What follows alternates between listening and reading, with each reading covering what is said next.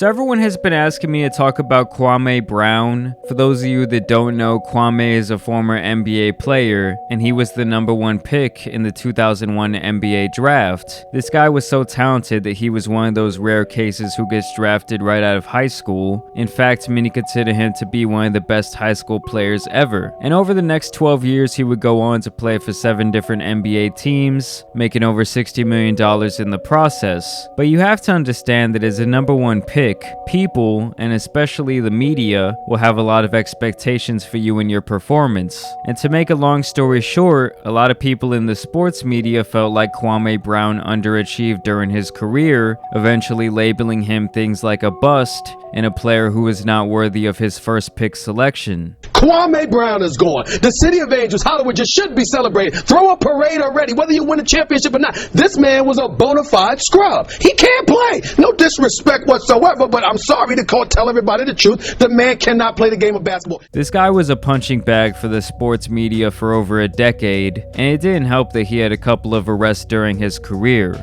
Never for anything too serious, though you know how the media loves to run with those types of stories. Regardless, he was made the butt of many jokes and almost became the face of what they like to call a bust in the NBA. Well, Kwame has grown up a lot since his time in the NBA ended in 2013, and he has now returned to wreak havoc on everyone who talked down on his name in sports media. And the man is honestly fucking hilarious. He's doing nothing but keeping it real, dropping truth bombs on their head tops, and being honest about his time in the NBA. So far, he's taken shots at Matt Barnes, Gilbert Arenas, Steven Jackson, Stephen A. Smith, DJ Envy, Angela Yee, and now Charlamagne the God. This is actually who I'm going to be focusing on in today's video because I am a fan of Charlamagne, but he got absolutely decimated by this man Kwame. But let me know down in the comments which person on that list you want me to talk about next. It really all started when Kwame took to YouTube to air out ESPN and recurring host Matt Barnes. This became hot news, and of course Charlamagne was excited to talk about it. He could have actually avoided all of this, but it seems like he got caught in the crossfire, and he just couldn't keep his mouth shut.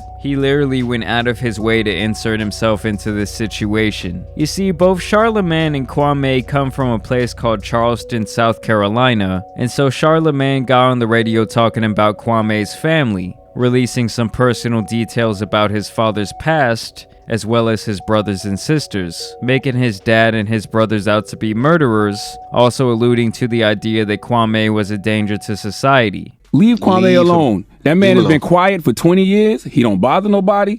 Clearly all that, all that he's a bust stuff gets to him, and you don't know what people are going through or have been through, but I've seen folks snap for less, and it looks like, Kwame is snapping. And if you look at the history of men in his family, you would know his men in his family have a history of snapping. And this was honestly like the opening shot in the battle, and Charlamagne didn't even know that he sent it. For him, this was just another day at the office. He had no idea the storm that Kwame was about to unleash. And so Kwame would then take to Instagram Live and YouTube to destroy Charlamagne and his Breakfast Club co-host. He basically said, "Okay, Charlamagne, you want to dig up my past? Then I'm going to dig up some dirt on you." And unfortunately for Charlamagne, he has an case in his past where he allegedly a 15-year-old girl when he was 22 years old. He a geechee, he a this, he violent, his brother killed somebody, his sister beat people up, what the fuck your family do? Do your family with you, bitch? Huh? Let's talk about what you do, motherfucker. You talk about what my daddy and my brother did. I ain't did none of that. But we heard that you put Spanish fly in a girl drink by your own admission, bitch. We heard you had other niggas with them trying to rape that goddamn girl, and the one girl had to beg, claw, and fight to get away from your bitch ass. But you on TV acting like you a hell of a you better shut your bitch ass up. Bro, you punk bitch, and you so protected, you bald head, weasel face, bleach face motherfucker, that nobody taking you off air for raping a girl. But you get up on air, on camera talking about protect all women. And now a man finally calling your bitch ass out. Now I'm violent from my truck. I'm a violent guy from my truck talking on the phone. Fuck out of here. See you on YouTube, bitch.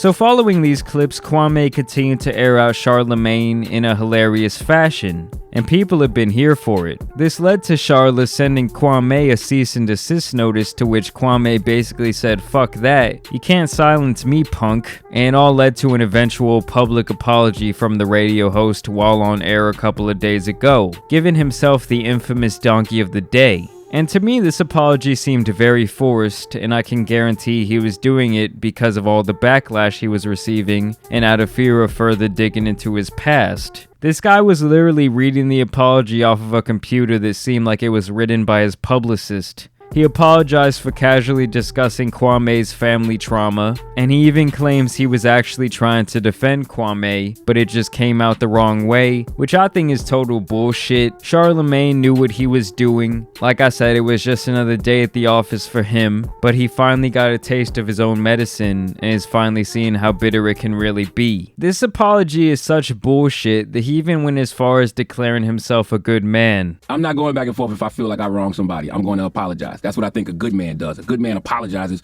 for the mistakes, that he made, but a great man corrects them. Hopefully, I get the opportunity to do that one day, but for now, I just apologize. And of course, Kwame's savage ass did not accept this bullshit. Charlamagne opened Pandora's box, and I have a feeling Kwame is going to be keeping his foot on his neck for quite some time. For example, an interview with Charla's alleged victim would be beyond damning for the radio personality's reputation. I know that I see him differently after this, because I was not aware of this case, and I've been a fan for years. So we'll continue to cover any sort of updates, and like I said before, let me know which one of his roasts you want me to cover next. Salute to Kwame though, achieving generational wealth at the age of 18 after coming from basically nothing is something few men have accomplished. So no one should be calling him unsuccessful is what I'm trying to say, but it seems like whoever wants to smoke with him can get it. This man's not willing to back down for anyone. And honestly, it's very refreshing, shout out to that man Kwame for real. Let me know what you guys think about this situation down below. As always, I want to thank you guys for liking today's video and leaving a subscription. And I encourage you to follow me on my social medias. That's at JAMARI Speaks on both Twitter and Instagram. And as you guys know, there's some of the Kwame victims out here that need to get covered. So it's been your boy, the Tan Superman, and I'm out.